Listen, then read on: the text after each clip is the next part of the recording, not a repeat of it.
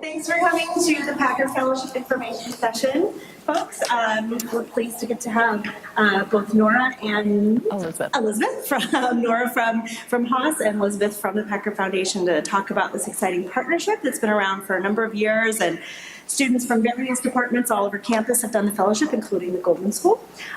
So with that, I'll go ahead and hand it over to Nora. Okay, great. So welcome, everybody. I'm Nora Silver. I'm a faculty member over at the Haas School of Business. I teach social sector solutions and large-scale social change and impact investing practicum. And I've been overseeing the Packard Fellows for about 9 years now. Elizabeth? Hi, I'm Elizabeth Arndorfer. I'm a program officer in our reproductive health program, and I oversee our U.S. portfolio, and I can talk more about that. Okay, so we wanted to share with you an overview of the Packard Foundation, of the program, Population and Reproductive Health Program, and then kind of step back for a minute, because this is a partnership between Packard and UC Berkeley, and I can talk about that partnership. And the fellow is actually an employee at UC Berkeley, and what we offer in terms of not just the kind of common benefits of health insurance and that, but there's professional development and other things as well that I can talk about. And then Elizabeth can talk about, there are actually 3 open positions for fellows. They have different areas of focus. Elizabeth can talk about what fellows do and about those 3 different positions. So with that, anything we would have left out that you came to hear that I didn't mention we covered?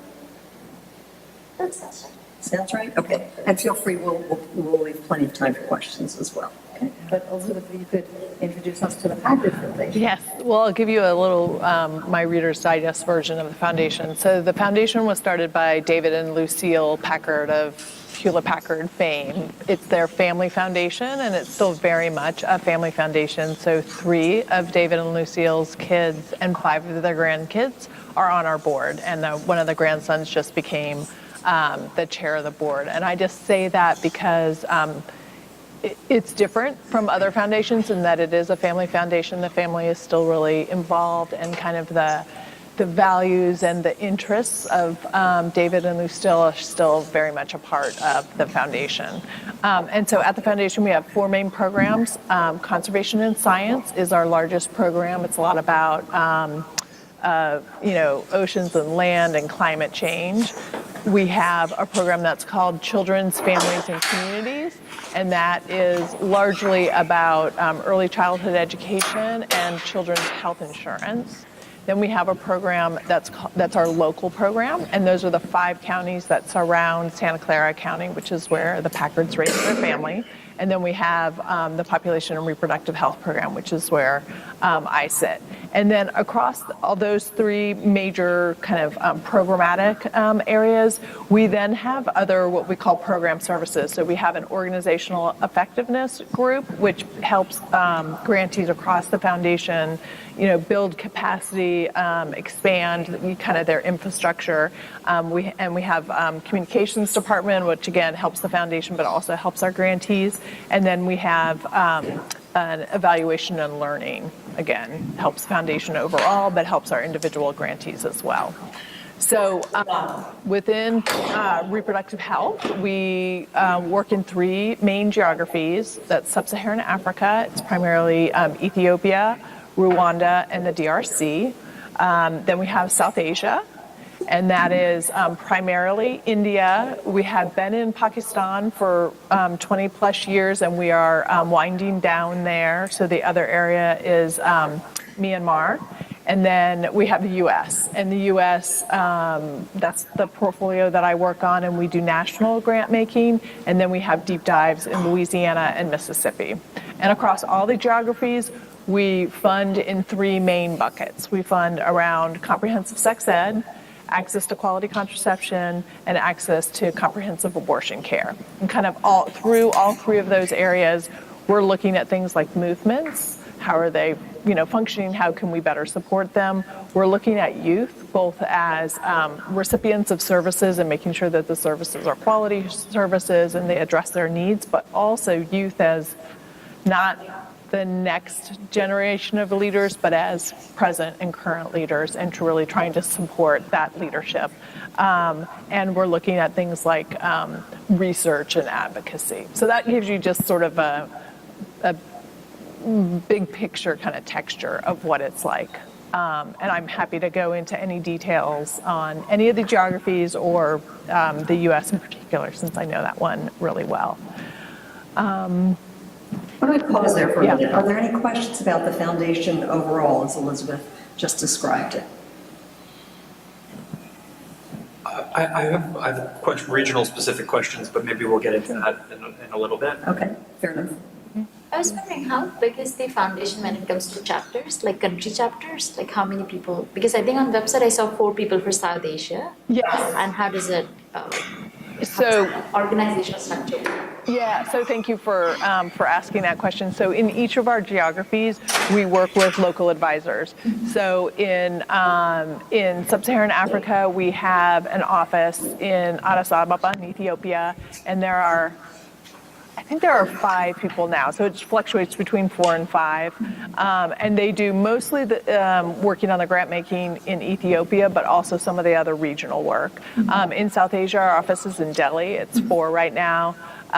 In Pakistan, we had an office of between 3 and 4, depending on, 3 or 4, sort of depending. And then in the U.S., we have an advisor in New Orleans.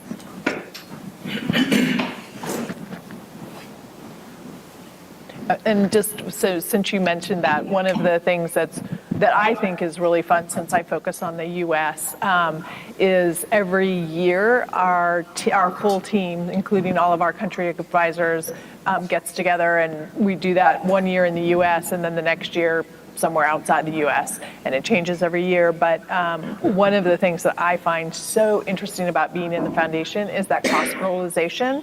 So, I support grantees who are working in Louisiana, Mississippi, say, on implementation of sex ed, and some of the issues are very similar across geographies, and some of them are really different.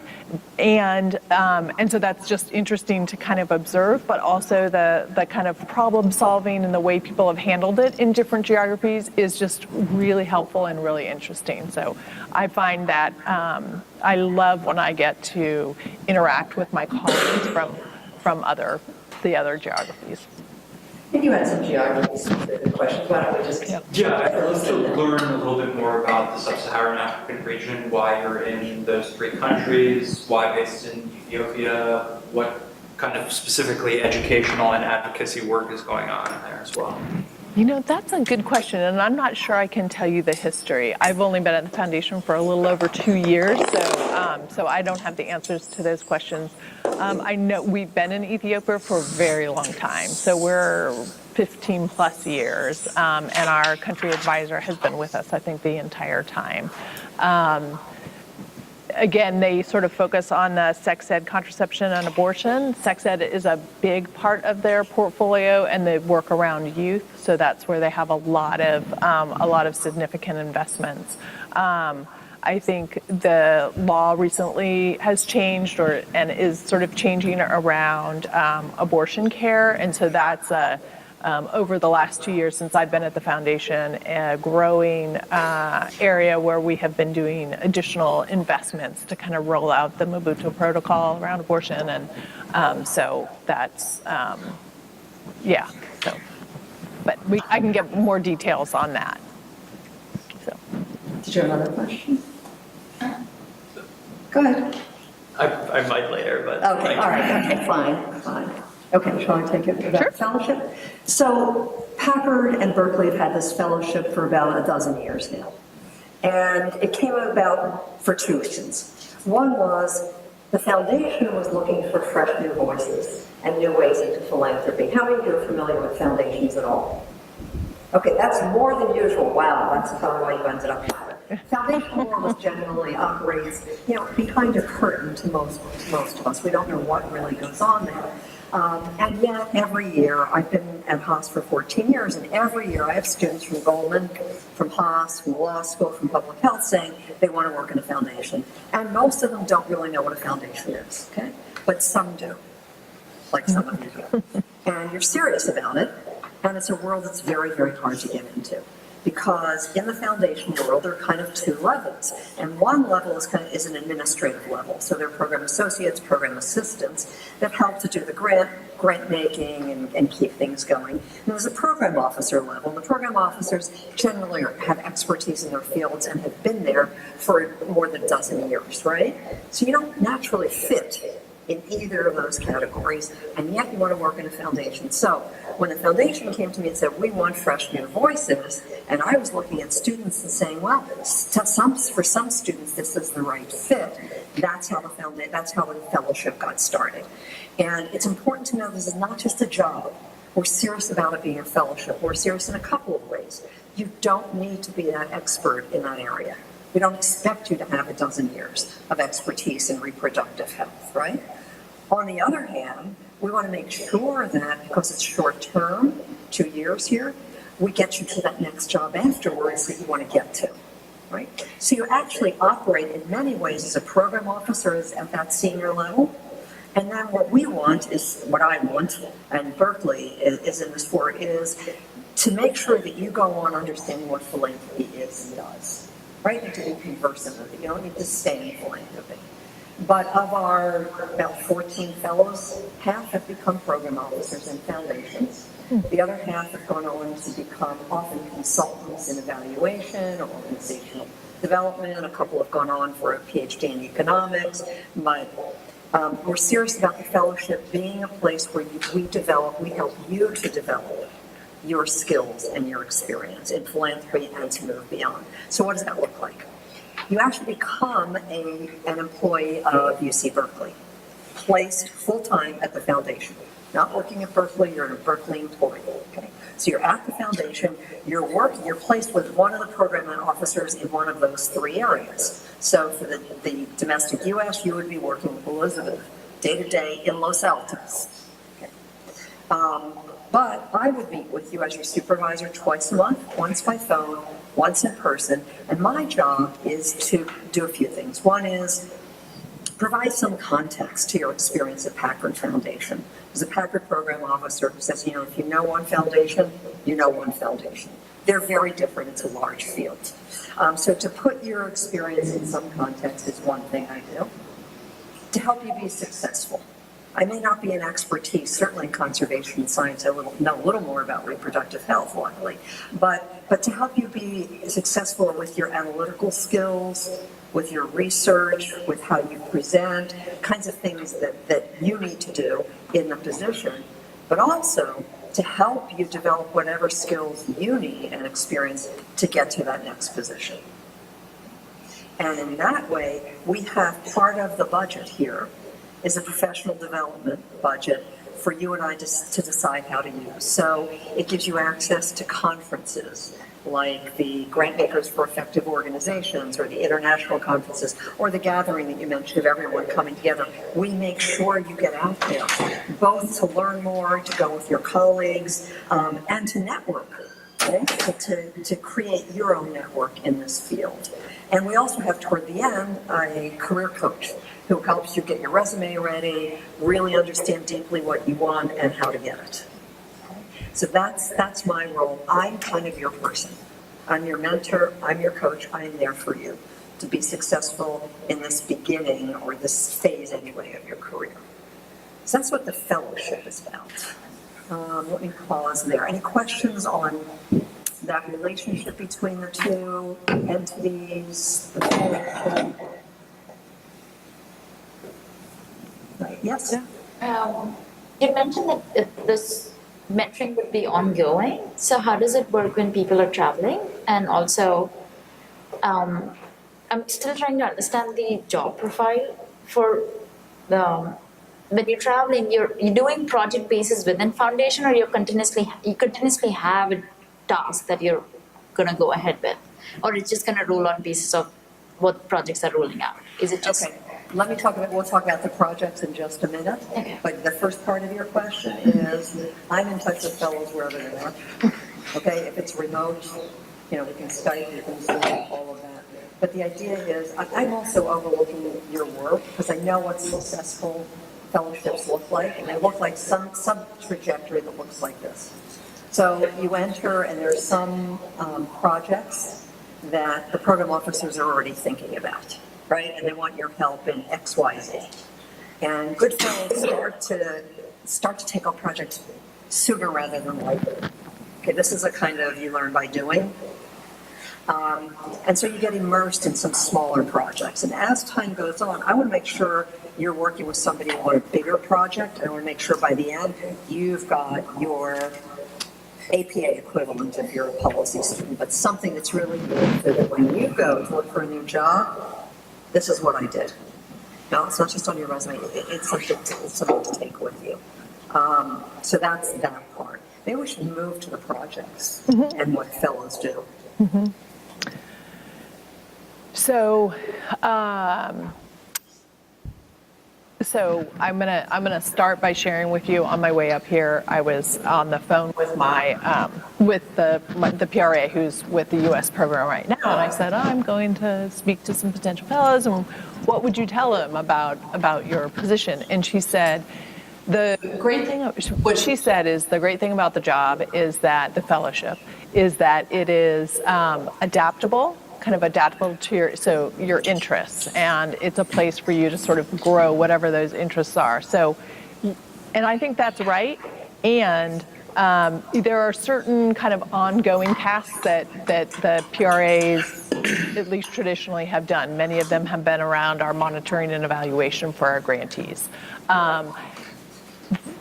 And Teresa, who is my PRA right now, she's really interested in youth and in sex ed. And so she and I have worked really well and collaboratively. So I'm a lawyer by training. I'm not, a social scientist or anything. I sort of have fantasies that I wish I had done that. And what we do really well together is she sort of brings the research and the kind of those evaluation skills, and I bring a little bit more of the, I don't know what I bring. Anyway, but together we sort of work together and we think about, okay, how could we make this part of our grant making more effective? What's a missing piece? So as a really specific, for instance, the last 2 days, so Sunday and Monday, she and I both went to a conference that was focused on it's youth, tech, and health, right? At that very important nexus, because what we saw in our grant making in the U.S. is that we have a lot of organizations who are implementing sex ed in schools, and the evaluation of that is, maybe better than abstinence only, but is still actually pretty weak. And what we know is that youth are on technology, and they're certainly on porn. And so is there a place for us to think about further investments where we could, basically reach students, reach young people in a slightly different way? So that's kind of an example. One thing I know that all the PRAs will be helping us with this next group is, in reproductive health, and it's slightly different in the other programs, we have a 7-year strategy. So we have a theory of change, and it's, with certain indicators, and it's for a certain time-limited point time. And that actually ends in 2020. But because the foundation is going through a leadership change, so our president of many, many years is retiring, and a new person, we're going to be doing our next strategy in 2021. And so the PRAs are a really important part of helping all the programs kind of think about that. And that's a little bit of backwards looking. So what did we do in the last strategy? Kind of what's missing, and it's forward looking. What do we want to focus on? What do we want to do a little bit differently? And I know one thing that I'm really interested in the U.S. is just making sure that our grantee partners, especially in our geographies of Louisiana and Mississippi, because those are, as opposed to our national grant making, the grant making there is really geographically focused. And so I want to make sure that our grantees in those areas can really help us formulate what that strategy is. So So for the U.S., all the PRAs will be doing it. I know for the U.S., ours will probably be a little bit more intensive because we really want this grantee input and kind of a sharing going back and forth. So let me jump in. Don't Yep. be confused with terms. Yep. PRA is Program Research Assistant, Sorry, yes. and that's what the position is at Packard. You're an employee here, and we call it a fellowship. For legal reasons, they can't do that at Packard, but don't be confused. The two are completely interchangeable. Okay. The other thing I failed to mention is that we're hiring 3 people for population reproductive health, PRH, right? But these 3 will join 4 fellows who are already there. Okay, so it's our first time having fellows in PRH, but there are 4 fellows that are already there, 2 in conservation and science with science backgrounds, 1 from China, 1 from Oakland. We have 1 in organizational effectiveness, one of the cross-cutting programs, originally from Ukraine, who was a graduate of Goldman School of Public Policy. And our 4th is in children, families, and communities, and she's former teacher with a master's in public health and working in children, families, communities, and trying to knit together health and education for young kids. Okay, so you would be joining a cohort, and this is the first time we will really have a cohort. And so we're developing quarterly kinds of trainings to bring the fellows together. We just had one last week, I think. The fellows wanted something on ethics in grant making. Our next ones are going to be on networking, because almost all the fellows go to conferences and want to know more how to network effectively. And the one after that will be in storytelling, both telling the stories of the work that they're doing, but also telling your own story about your journey in this field and where you're headed. So there is this cohort model as well. The other thing, just to add for a little bit more texture, all of our fellows, I'll try and use that, travel, a fair amount. So I know, so with Teresa, who's the current fellow that I work with, she and I travel a lot, and I would say the ability to travel is sort of based on appetite. So so she happens to have a newborn, and so her ability and willingness to travel is less right now. But I think it's definitely, if that's something of interest, the fellows travel a lot. Right. That's attractive. Also, I want you to hear from Elizabeth. She's said it twice, but I just want to emphasize it. The flexibility. That Packard really, one of the reasons we like working with Packard is because they really understand that a fellowship is to meet your developmental needs as well as their work demands. And it's in the combination of those two that real work gets done and you can feel good about what you've done, but also that you develop. So the flexibility is important. We all recognize you come with certain areas of more interest, certain curiosity, certain things you want to develop, and we're all really open to those. Is there any flexibility around the location? So I see here it says on-site at the Packard Foundation. Is that like a firm? I'm going to repeat the question because we're actually taping this Okay. to put online. Is there any flexibility around location of work? And the answer really is no. The work is in Los Altos. There are sometimes some programs have maybe 1 day a week or one day a month working from home. And as you heard, the travel, but your work site is in Los Altos. And I would say, I think there's also flexibility with that. So for instance, the person who works with the US, if they were interested in really spending 3 months, 4 months in Louisiana or Mississippi, I'd be incredibly supportive of that. I think it makes a huge amount of difference. And I think that's likewise, I can't speak for sure, but I think that's likewise with the other. And especially with our global, with that, having offices in Delhi and in Addis, I think that would make that experience really rich. So, but it's not it's not for the full 2 years. So, and I will say, there are a number of employees who commute from Oakland, and it's a long commute. So I just wanted to also be kind of honest about that. So a lot of people that commute from San Francisco as well. It's also, there's a van Yes, that there's goes carpool from van. Oakland. And I have right now 2 fellows who take that van. It's very early in the morning, something like 4:30 in the morning. However, and they leave at like 2.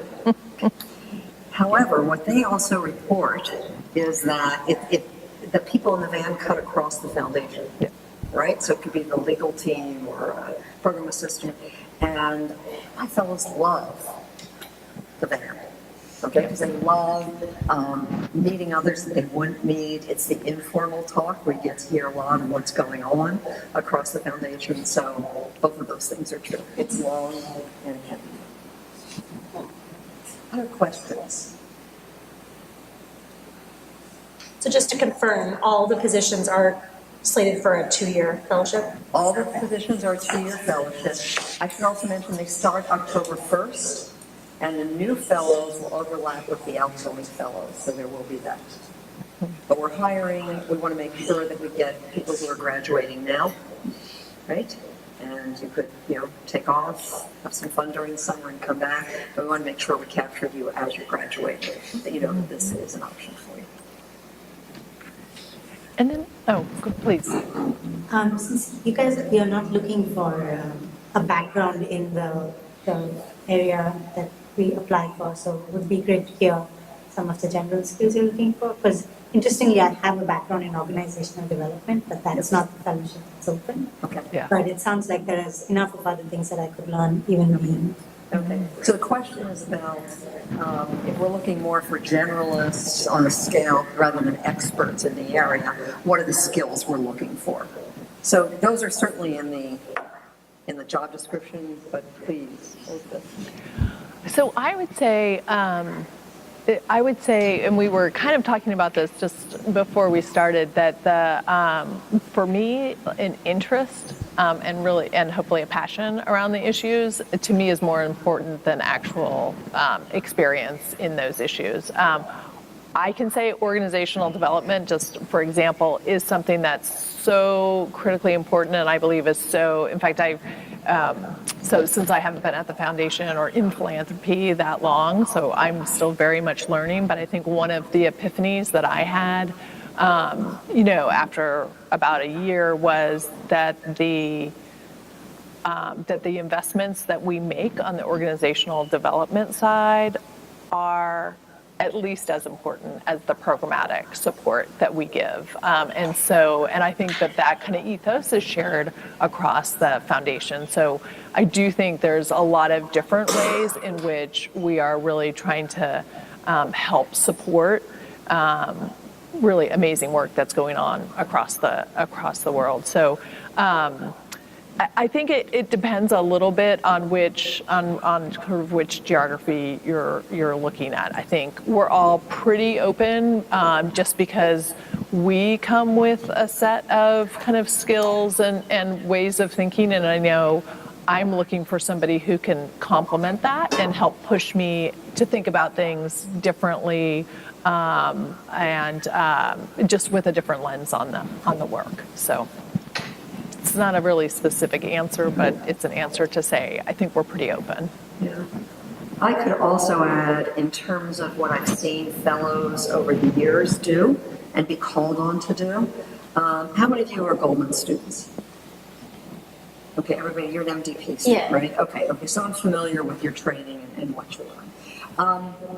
A lot of it is analytical skills. Okay, so Elizabeth mentioned monitoring and evaluation. So I'm going to digress for a second. When you go into a foundation at a stage in which the program is looking at a new strategy, it's a very exciting time. We have somebody else, a fellow now, looking at that time. It's thrilling for a couple reasons. One is you're looking back at the former strategy and trying to make sense of what did you actually do? We knew we had this theory of change. We knew we believed this is what we were doing. What actually happened as a result? What worked, what didn't? So you're looking at lots of different grants, right? Lots of different activities from different organizations or initiatives or movements, and trying to make sense of it. And that is an analytical skill set, right? That you all It's also the ability to synthesize and to report out, because the foundation is moving very, very quickly. They're making major bets. How much of a budget does PRH have? Like, how much money are you giving out? I think our budget is 45. I think it's 40. My budget is 11. Okay, about 40 million a year, right? Okay, so we're having to crunch all this information, make some sense out of it, make some bets on next year and beyond, right, at about $40 million a year, right? So you need to be able to synthesize all that and make some clear recommendations. I would say those are the skills. You know, when I'm looking at fellows, that's really the skill set I'm looking at. Also looking for people who will take initiative. You know, the fellows who really thrive are the ones who will jump in. It may not be your first choice, you know, what comes up and is needed may not be what you would choose, but just getting in there and learning more deeply. Like one fellow went in and had to look back the last 5 years of grants, and what would you say was a theory of change behind it? So jumping in is important. Also the ability to stand up for yourself. And I would say the ability to say no. And I mean that in a certain way, that the foundation needs a lot. Okay? And they're hiring you because they want to develop you. They're also hiring you because they need your work. Right? And you're developing your portfolio of what you're working on, and you need to be able to say, actually, I'm working with 3 different program officers, or this person, I've got this, I don't have any more bandwidth for this. Or I'd really rather do this. If I have a choice, I'd really rather do this than this for these reasons. So those are some of the skills. And you're being very collegial. The culture, and correct me where I'm wrong here, Elizabeth, the culture of Packard is very kind of polite and friendly and welcoming. And you need to be able to join that. It's also very tricky. Okay, people are hard to work. Does that answer your question? Other questions? What else can we answer for you? One other thing I would just add is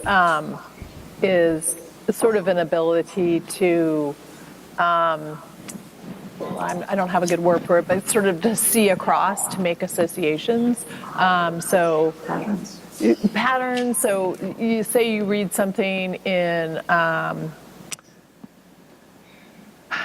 about abortion care counseling, just for instance, and research found an impact if you do X.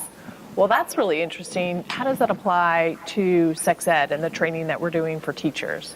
It's a kind of an example that doesn't have any facts behind it, but anyway, that kind of sort of making some of those leaps should we talk to this person who seems like they're not really exactly in our space? So let me just give you an example. We supported some research that is a model of organizing called deep canvassing. There are long conversations at the door, really based in neuroscience and how you have conversations.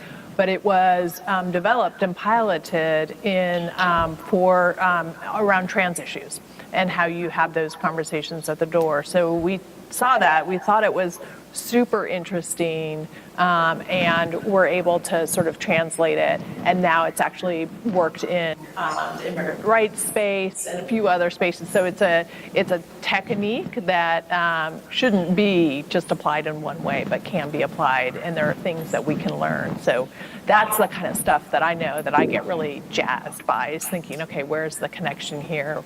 What can we learn from other groups or strategies or movements who are doing work?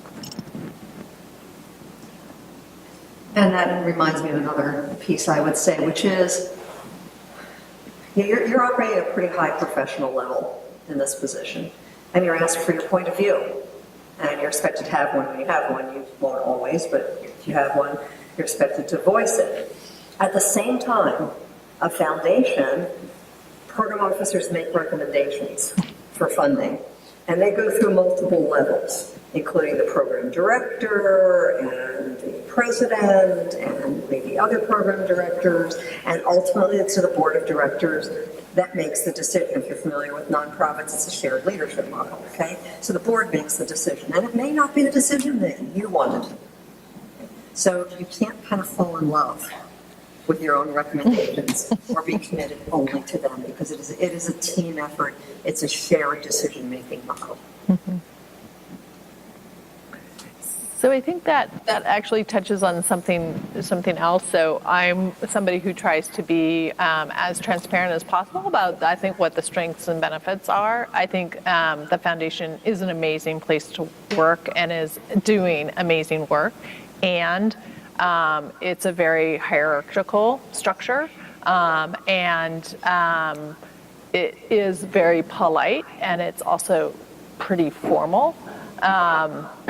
And so sometimes those things are hard. So I think that the reproductive health team it has a genuine collegiality, and we all really like each other. But the building is beautiful. It's a LEED certified building. It's amazing. I mean, and there's light, and I mean, really, every day I walk in, I'm just like, oh my God, how lucky am I? But even like the structure of the building, it's formal, it's polite, it's lovely. So just, that's true as well as it being a great place to work. So. Yes. I have more questions, but I don't want. I'll go ahead. So I get that there are very, very exciting parts, especially if you're getting at the strategy level and thinking about things. This is specifically for Elizabeth. That what are the not so exciting parts of your job, and how do you deal with them? Yeah. Or what makes it worth it, probably. Yeah. So there's a lot of non-exciting parts. So, the ins and outs of essentially our job is to get money out the door.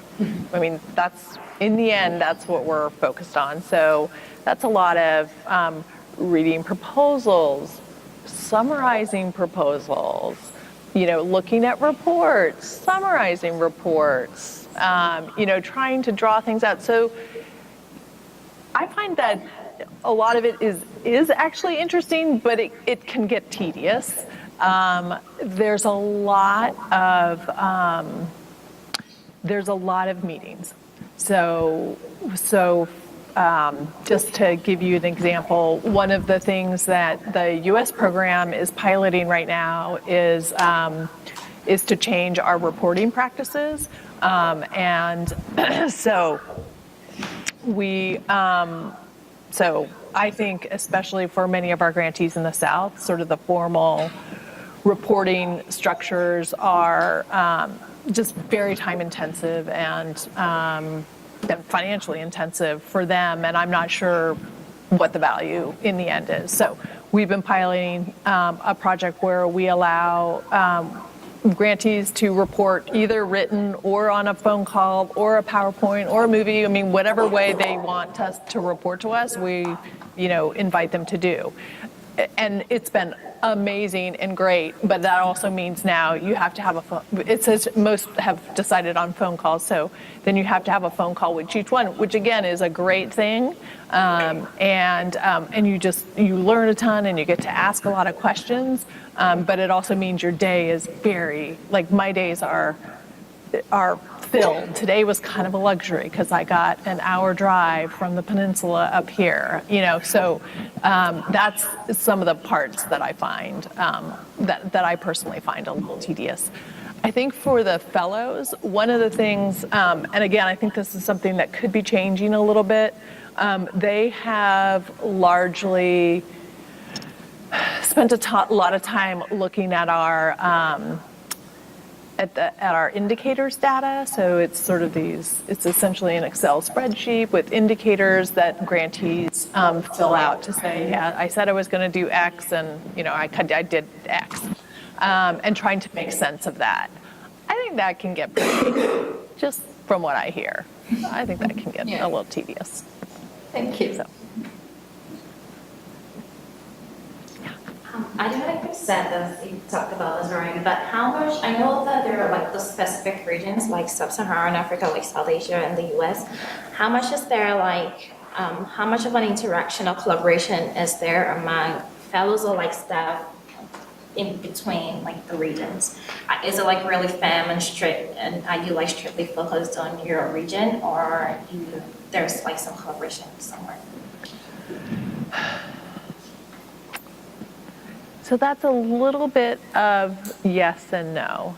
So, so we have these three regions that, Sub-Saharan Africa, South Asia, and the US. And then we actually have a fourth, which is called global. And that's where we make kind of regional grants that may not be in one of our specific geographic locations, but we think it helps the field, or it touches on one of our geographies. It's a lot of research. And so the fellows have traditionally each taken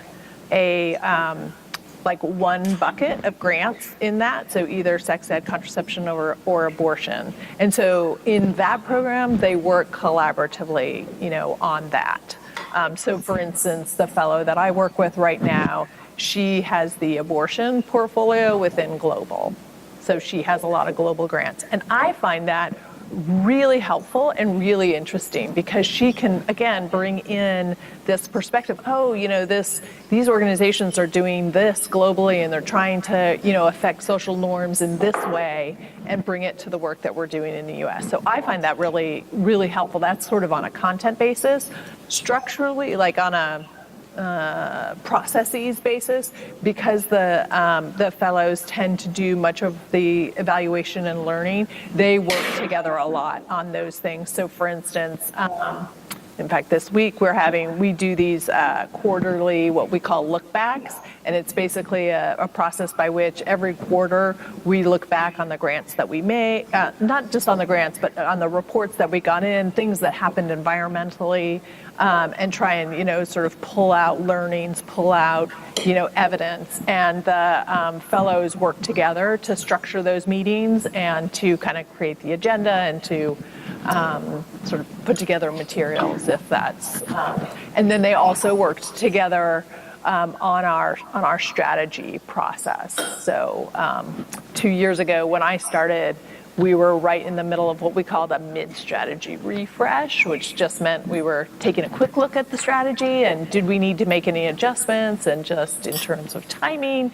that happened to be just after 2016. So in the US, we had to make a few adjustments, and they really helped. They developed and led that process for us. So do you have different priorities for different regions?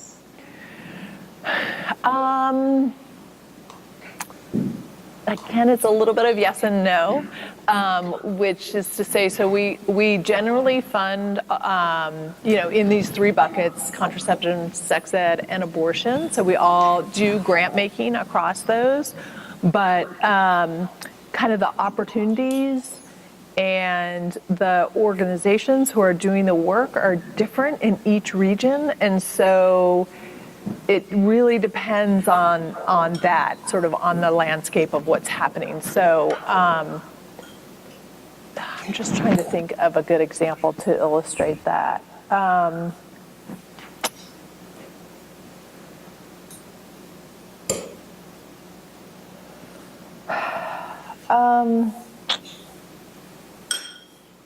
Well, I'll take the US and so one thing that's quite different about the US than the other geographies is how much focus there is on the advocacy side of reproductive health, for obvious reasons. But we also, I think, sort of the theory of change in our global geographies tends to be to try and convince governments to take it up and then fund it. So it's much more about sort of services and implementation, things like that. In the US, it's just, as you all know, it's just much more political, and so the dynamic. So we're looking at slightly different things, and sometimes what we find is that globally we miss each other on that one. So that's, I guess, a more specific example of how it's a little bit different. Just curious as to how projects come to your desk, like what's the pipeline? And also, like, who are the organizations that you're funding? Are they big organizations? What sizes are the grants? Yes and yes. And when you say projects, you mean organization. How do organizations come to our desk? Yeah. So they come in different ways, and I know a little bit less about how it operates in our other geographies because they have such large country teams, whereas in the U.S. we have one advisor. And so we're just staffed a little bit differently. And the other thing that I'll say is that within the Packard Foundation, but particularly within the reproductive health program, we have a very strong philosophy of renewals. So what that means is, every year the board gives us our budget. So I get $11 million. They give us the budget. And most of that funding is taken up in renewals. And that's because we believe in long-term support for organizations. And so, but built into that, there are equity questions, there's privilege questions. So we are always trying to look at that and develop ways to bring additional and new organizations. And I would say, Julie, who's our advisor in the South, one of her main jobs is to talk to people and to bring different people to us. And I know, so I travel to the South at least every 6 weeks, so frequently. And in addition to meeting grantees that we're already working with, I am always trying to meet additional people. So that's one way. Another way is so in the South, and again, it's a little bit different in the other geographies, we have leadership development programs. And through that is not limited to our grantees. And so that's another way to bring it. I mean, we believe it's building the infrastructure, building the ecosystem, but it's also, bringing in people and organizations and leaders that we wouldn't necessarily know. And so trying to get that out. In terms of the amounts, so big and small, it's both. So for instance, in the US, we fund Planned Parenthood. That's a huge one. We also fund organizations I'm sure you have never heard of, and that we might be their only grant. And that is particularly true in Louisiana and Mississippi, where we are really trying to help fund leaders who aren't necessarily with organizations, but who have been doing the work and largely not getting paid for it. So it really varies. And restricted and unrestricted, or? Yes. Again, so we are, and again, this is a little bit different in the U.S. because of the laws, but in the U.S. we're really, if we can make it an unrestricted, a general support grant, we do that. If we can make it a multi-year grant, we do that. We're trying to give as much flexibility and stability to the organizations that we support. And sometimes that's not possible. So it's both. I want to take the last couple of minutes just to talk a little bit about our process. So, two things you should know. One is these jobs are now listed, all three of them, on the UC Jobs website. Because there's a standard format for listing UC Berkeley jobs, it doesn't have all of the information that you have here.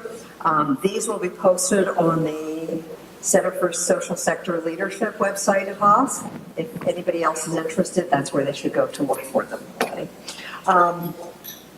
It's going to be open for about a month.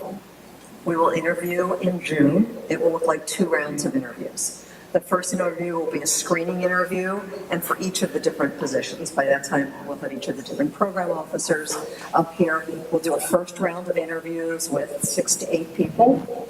We'll then limit it down to a couple of finalists who would then go down to Los Altos so that you would know what it's like at the foundation. And that interview might be with more people in the PRH program. And then we'll make a decision, make an offer, and the job will start October 1st. Okay? Yes. I've got one question for you. If students are interested, passionate about two of the different regions, Yes. do you encourage them to not apply to both or Apply to both because that's the way the system works. Okay. In the cover letter, it's helpful to tell us Yeah. so that we know, but we can't actually proceed with you unless you've applied on the Berkeley website. So apply to as many as you're interested in, but please note it in the beginning of your cover letter so that we know what's going on. If you have a preference or you're agnostic, just let us know that. You're speaking to us in the cover letter. Okay. And if you have any other questions, probably the easiest is to contact me, Nora Silver, at berkeley.edu. I'm happy to answer anything I can, if not to get an answer from Elizabeth or any of the other program officers. And thank you all for coming. Hope you have a rest of a lovely day today. Thanks.